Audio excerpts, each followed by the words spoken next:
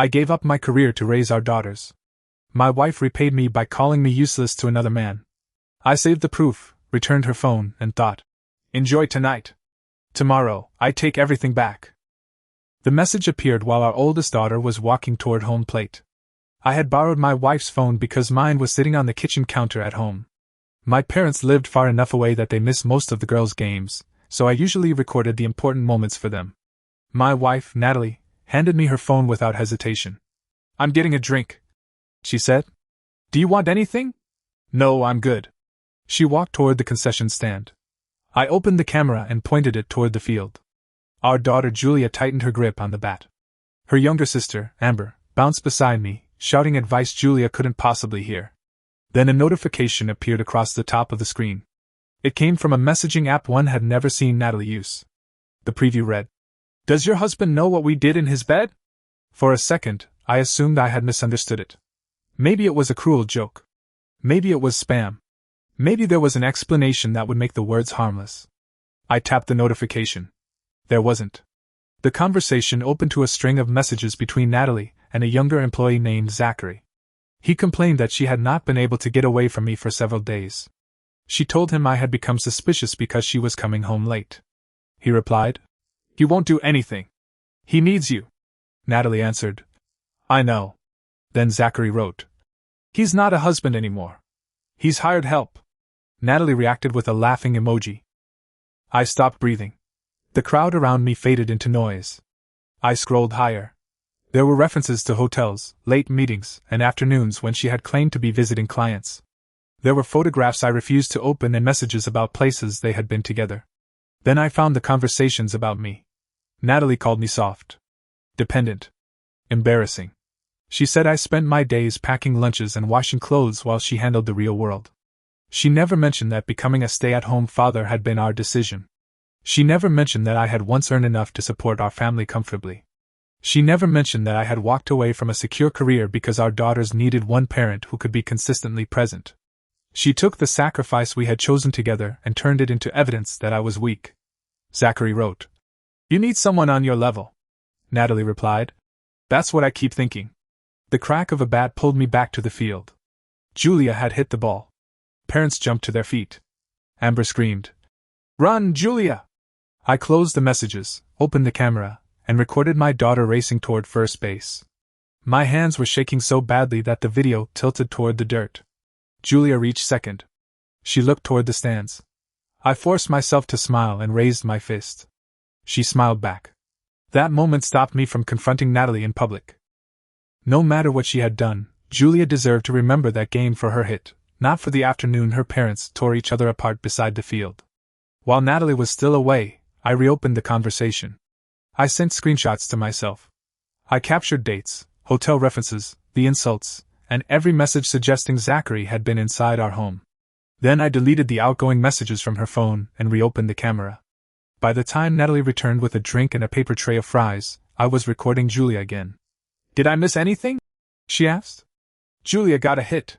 Did you record it? I got everything. She smiled. Good. She sat beside Amber as though nothing had happened. That was what unsettled me most. Her face was calm. Her voice was normal. She handed Amber a fry, cheered for Julia, and complained about the heat. My marriage had just collapsed in my hands, and my wife looked completely comfortable. During the drive home, Julia talked about the game without pausing for breath. Amber interrupted every few seconds to claim she had cheered louder than anyone else. Natalie laughed and turned toward me. You're quiet. Just tired.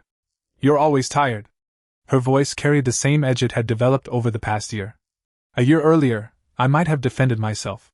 That day, I kept my eyes on the road. When we reached home, I unloaded the girls' equipment and started dinner. Natalie sat at the kitchen counter with her phone in her hand. Every time the screen lit up, my stomach tightened. Was Zachary messaging her while I stood a few feet away? Was she telling him about the game?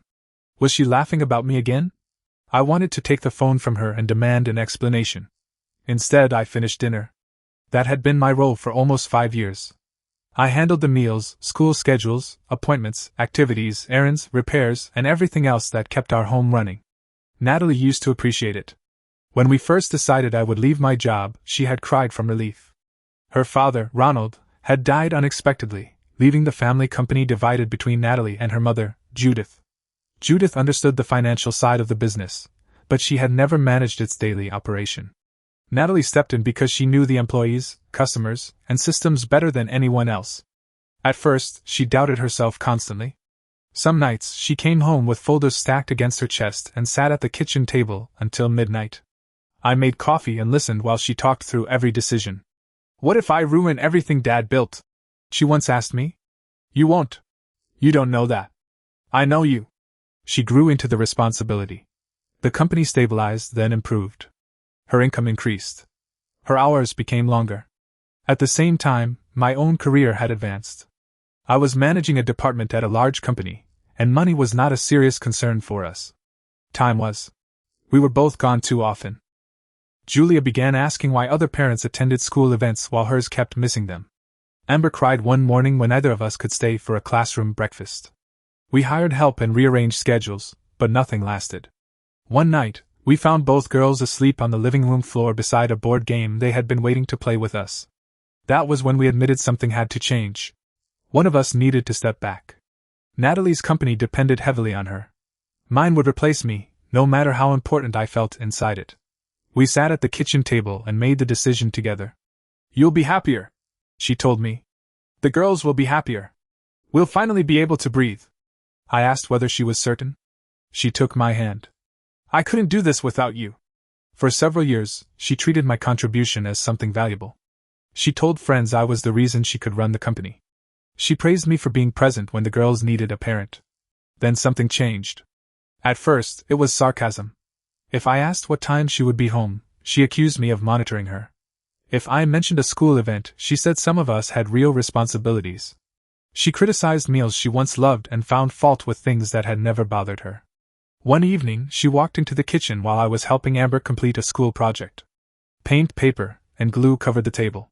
Natalie looked around and sighed. "What do you even do all day?" I laughed because I thought she was teasing. She wasn't. "I cleaned the house, dealt with the plumber, bought groceries, took Julia to practice, picked Amber up, made dinner, and now we're finishing this." She opened the refrigerator. "I mean real work." Amber looked at me. I lowered my voice. Not in front of her. Natalie rolled her eyes and walked away. Our physical relationship disappeared around the same time. She stopped reaching for me. Whenever I tried to be affectionate, she was tired or irritated. When I asked whether something was wrong, she blamed work. I believed her because I wanted to. I thought pressure had made her distant. I thought patience might bring her back. So I tried harder. I kept the house quiet when she came home. I prepared meals she liked. I stopped asking where she had been. I offered to help with the company as I had after her father died. Nothing changed.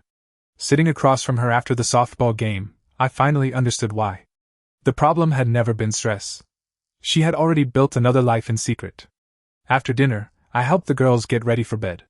Julia asked to watch the video of her hit. I opened my phone and nearly tapped the folder containing the screenshots. I quickly switched to the video. Julia noticed my expression. "Dad, are you okay?" "I'm fine." "You look sad." "I'm tired." She studied me for a moment, then leaned against my shoulder. It was the first time I lied to my daughter because of Natalie's affair. After the girls went to sleep, Natalie entered our bedroom and closed the door. For the first time in months, she acted interested in me. She touched my chest and stepped closer. I moved back. "Not tonight." Her expression changed. "What is wrong with you?" "I'm not in the mood." She folded her arms. "You don't work. How are you always tired?" I stared at her. The woman in front of me had once begged me to leave my job. Now she used that decision to make me feel worthless. She shook her head. "If you're going to sulk, sleep somewhere else." I picked up my pillow and walked out. I spent that night in the guest room reading every screenshot. The affair had lasted at least 7 months. There were references to gifts, hotels, lunches, and invented meetings. The worst messages were the ones confirming Zachary had been inside our house while the girls were at school. He had walked through rooms filled with family photographs. He had entered the home I maintained. Natalie had allowed him into the place our daughters believed was safe. I wanted to wake her and demand every answer. But answers would not protect me. A plan might. The next morning, I began quietly gathering records. Bank statements. Tax returns. household expenses, school schedules, medical appointments, messages showing that I managed the girls' daily lives. I did not hide money or move anything. I simply made copies of information I should already have had. The following Monday, after dropping the girls at school, I drove to a family law office outside our area. An attorney named Martin had a cancellation and agreed to meet with me. He reviewed the screenshots without making dramatic promises. Then he asked about the girls. Who takes them to school? I do. Doctors and activities? Mostly me. Homework, meals, daily routines? Me. Does their mother love them? Yes. Is she violent? No. Any serious substance issues? No. Has the other man been around the children? I don't know. Martin placed my phone on the desk. The affair will not automatically decide custody. Part of me had hoped it would. Courts focus on stability and the children's best interests. He continued. Your strongest position is that you have been their primary caregiver for years. What about the house? We need to review the finances. Do not assume you will keep it, and do not assume you will lose it. The company belongs to her and her mother.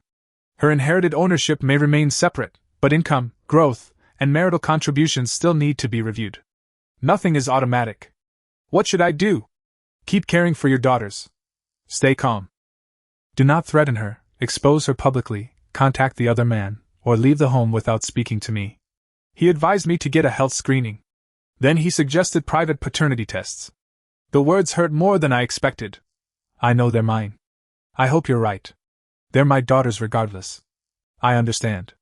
I'm only telling you that uncertainty can become destructive. If knowing gives you peace, get the tests. I left his office feeling sick, but for the first time since the game, I also felt focused. For the next week, I behaved normally. That was harder than confronting Natalie would have been. I packed her lunch. I washed her clothes. I listened while she complained about employees.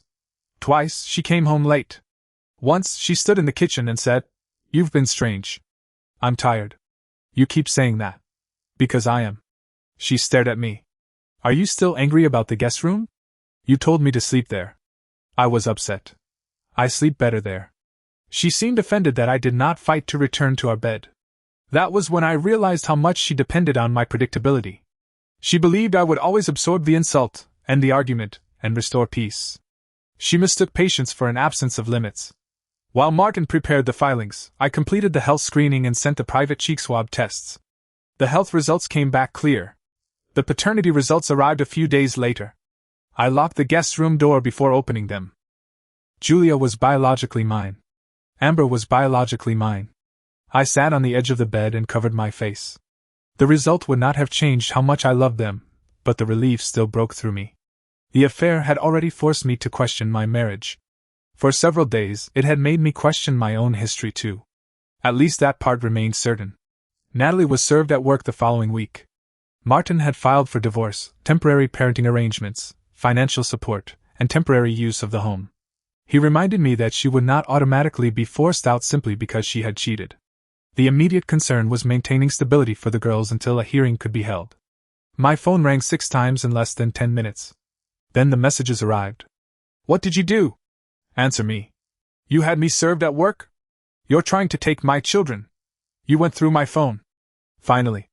Please don't destroy our family. I read that message 3 times. She had spent months damaging our marriage in secret. Now that I had reacted, she called me destructive.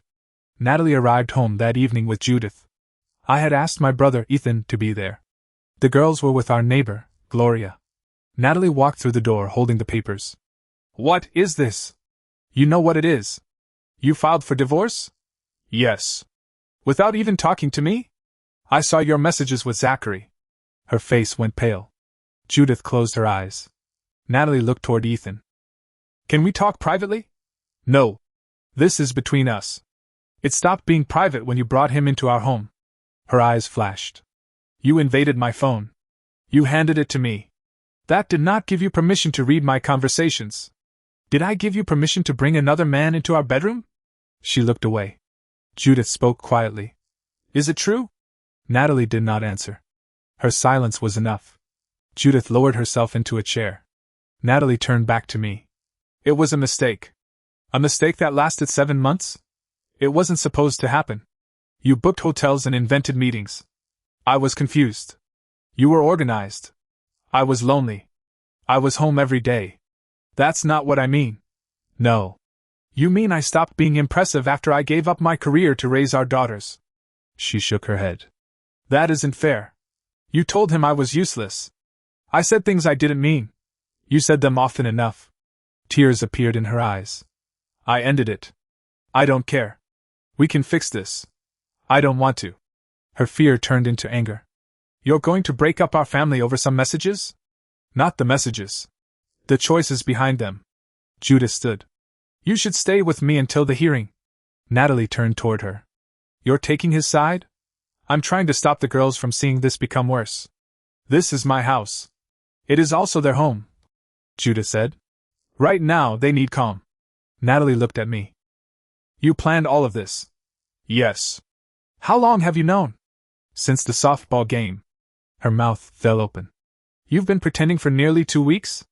I was protecting myself. You lied to me. Even Ethan looked away at that. Natalie packed enough clothes for several days. Before leaving, she stood near the door. Tell the girls I love them. You can tell them during the call we arrange. She waited as though she expected me to stop her. I didn't. After the door closed, I leaned against it. Ethan placed a hand on my shoulder. You did what you had to do. I wanted to believe him. Then the girls came home. Julia immediately noticed their mother's car was gone. Where's Mom? I sat with both girls on the couch. She's staying with Grandma Judith for a while. Why? Amber asked. Your mother and I are having serious problems. Julia looked directly at me. Are you getting divorced? I had prepared a careful explanation. Her question destroyed it. Yes. Amber began crying before she fully understood the word. Julia understood. No. She stood up. No, you're not. I'm sorry. Call her. We can speak to her later. Tell her to come home. I can't. Why? This is an adult problem. It is not because of anything you or Amber did. Julia's face tightened. I don't care. Fix it. I reached for her. She pulled away. Amber climbed into my lap and cried for her mother. For a moment, I wondered whether ignoring the affair would have been easier. It would not have been healthier or honest. It would only have delayed the pain. I could have protected the appearance of our family while everything inside it continued to decay. Eventually, the girls would have noticed. Children always notice more than adults think. The first temporary hearing happened soon afterward. The court focused on routine and stability. The affair did not make Natalie an unfit mother, and no one treated it that way. The questions were about school, medical care, activities, meals, homework, and the girls' established daily life. The answers consistently pointed to me. The girls remained primarily in the family home while the divorce moved forward. Natalie received alternating weekends and one evening during the week. We both remained involved in major decisions.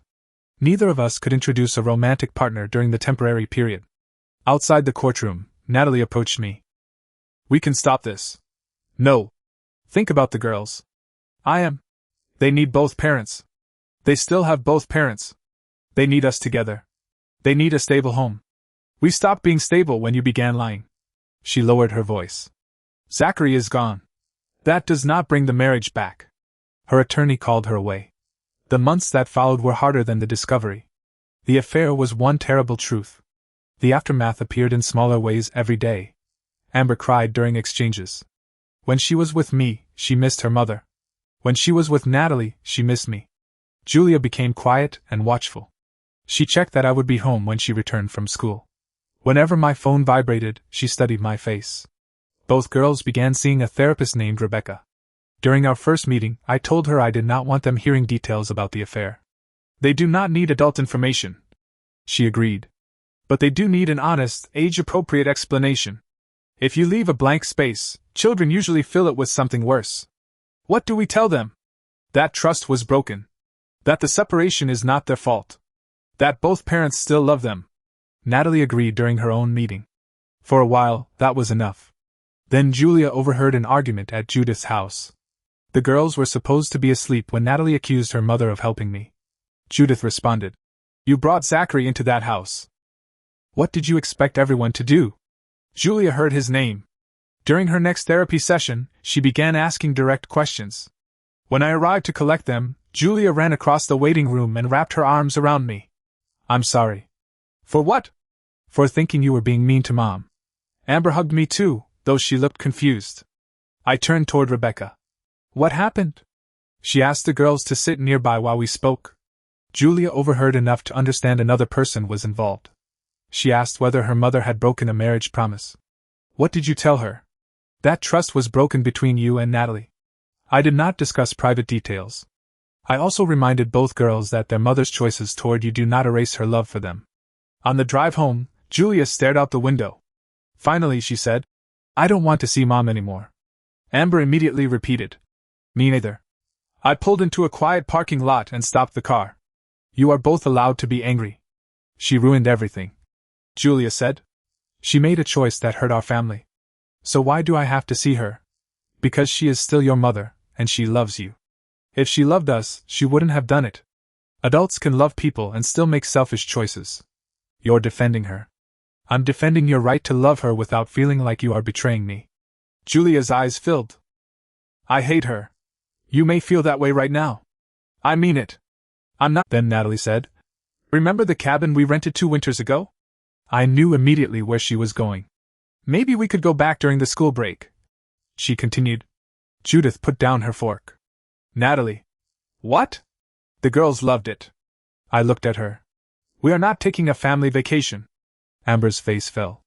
Natalie reached toward her. Your dad and I are still figuring things out. No, I said. We are not. The table became silent. I hated that she had forced me to correct her in front of the girls. After dinner, Amber asked to watch the holiday movie we always watched at Judith's house. I agreed. Natalie sat on one side of the couch and left a space beside her. I chose a chair. Julia sat near me. Amber curled against her mother. For the length of the movie, we looked almost like a family again. That illusion was exactly why the evening had been a mistake. When the movie ended, I carried Amber to the car. Julia followed. I returned for Amber's coat. Natalie was waiting near the doorway. She grabbed my arm. Please don't leave yet. I pulled away. I asked you not to touch me. Her eyes filled. I made the worst mistake of my life. It was not one mistake. I ended it. That does not repair the marriage. We can go to counseling. I don't want counseling. For 13 years you said you loved me? I did. Then how can you walk away? I didn't stop loving you in one moment. You damaged it every day you lied. She began crying. I don't want to lose my family. You were willing to risk us when you believed I would never find out. I was lost. You knew where you were. You booked rooms, invented meetings, and brought him into our home. I was angry at you. For raising our daughters? For disappearing. I stared at her. I disappeared because I made your life possible. She covered her mouth. I know that now. You knew it then. You just liked the way he looked at you when you pretended I was weak. Judith stepped into the hallway. He told you no. Mom, stay out of this. Let him leave. He's my husband. He was your husband when you brought Zachary into his home. Natalie flinched. Judith opened the door for me. Good night, Samuel. I left. Christmas was separate. There was no performance of being a family. The girls spent part of the day with me and part with Natalie. Amber cried during the exchange. Julia did not. She had become too good at hiding what she felt. The divorce lasted almost a year. During that time, Zachary resigned from the company. The issue was not simply that he had been involved with Natalie. She had supervised him. An employee named Kyle complained that Zachary had received better assignments and more flexible scheduling during the relationship. The company began reviewing several decisions. Zachary left before the review was completed. Judith became more involved in management because she no longer trusted Natalie to make every decision alone. The company survived. Natalie did not lose everything. But employees questioned her judgment, and her mother questioned her authority. The part of her life where she had always felt most powerful no longer felt entirely under her control. The financial settlement was complicated. Natalie kept most of her inherited ownership in the company. The lawyers reviewed the company income, marital funds, and the value created during our marriage. The house became part of the overall settlement. I was able to keep it by refinancing and accepting a different division of other assets. I remained the girls' primary residential parent. Natalie received regular and meaningful parenting time. She paid child support and temporary spousal support, while I prepared to return to paid work. There was no moment when a judge declared one of us the winner. Real life was quieter. I completed a few courses, contacted former colleagues, and began accepting small projects while the girls were at school. The first payment was modest. I sat in my car staring at the deposit. It did not prove that caring for my daughters had been worthless. It reminded me that I had not lost the part of myself that existed before I stayed home. The problem had never been my role. The problem was that Natalie's contempt had made me ashamed of it. Months passed. Amber adjusted first. She still missed whichever parent was absent, but she stopped crying at every exchange. Julia remained angry longer. One afternoon, she came into the kitchen while I was preparing dinner. "Mom wants me to stay an extra night this weekend. What did you tell her?" "That I'd ask you. Do you want to stay?" She shrugged. "I think so. We can make that work." She watched me carefully. "You're not mad?" "Why would I be?" "Because I want to be with her." I set down what I was holding. "Julia, you never have to choose between us to protect my feelings." "But she hurt you." "Yes." "And you don't care if I forgive her?" "I care that you make your own decision. Loving your mother does not mean you approve of what she did." She looked down. "I thought you might think I was betraying you." I pulled her into my arms. "That is not your burden." She cried against me. That weekend, she stayed the extra night. The house felt too quiet without her, but I also felt relieved. My daughter was no longer carrying my pain as proof of her loyalty. Natalie gave me her first honest apology more than a year after the softball game. It happened after a school performance. The girls had gone ahead with Judith, leaving us near the auditorium doors. Natalie stopped beside me. "I need to say something." I waited. "You didn't fail me." I said nothing. "You weren't lazy. You weren't useless. You gave up your career because we agreed it was best for our family. Why are you telling me this now?" "Because every other apology was really a request. I said sorry because I wanted you to come back." She looked down. "This time, I'm saying it because it is true." She took a breath. "I made you smaller when I spoke to him because I needed a reason for what I was doing. If I admitted you were a good husband, I had to admit I was betraying someone who did not deserve it. You already knew that." "Yes." "Then why do it? I like being wanted by someone who only saw the successful version of me. He didn't see the fear or the pressure. Around him, I felt powerful. And around me? You knew all of me. That was supposed to be the point of marriage." "I know." For once, she did not ask for forgiveness. She did not reach for my hand. She only said, "You were right to leave." I looked at her. "I didn't leave." She frowned. "I stayed with the girls. I stayed in our home. I stayed responsible. You left the marriage long before the papers arrived." Her eyes filled. "I know." Then we walked to our cars separately. There was no reconciliation. Understanding the damage did not erase it. I do not hate Natalie. I do not trust her either. We communicate about the girls. We attend school events. We remain polite and sit apart. Sometimes Amber moves between us during games, carrying snacks from one parent to the other. Julia no longer studies my face whenever Natalie speaks. That may be the clearest sign that they are healing. Recently, Julia had another softball game. Natalie attended with Judith. I sat several rows away. When Julia hit the ball, both of us stood. We cheered at the same time. Julia reached second base and looked toward the stands. Years earlier, I had stood in almost the same place holding Natalie's phone, discovering that my marriage was built around secrets I could no longer ignore. This time, I held my own phone. My hands were steady. Julia smiled toward both sides of the bleachers. I smiled back. Natalie once told another man that I would never leave because I needed her. She was wrong. I did not take her company. I did not take her children away. I took back my dignity and the belief that loyalty should never require accepting humiliation. She kept the business and rebuilt her relationship with our daughters. But she lost a husband who once believed there was nothing she could do that would make him stop fighting for the marriage. Some people have told me I should have tried counseling before filing. Others believe I protected Natalie too much by encouraging the girls to maintain a relationship with her. So tell me honestly, did I handle the betrayal the right way, or did my wife deserve consequences far harsher than losing our marriage?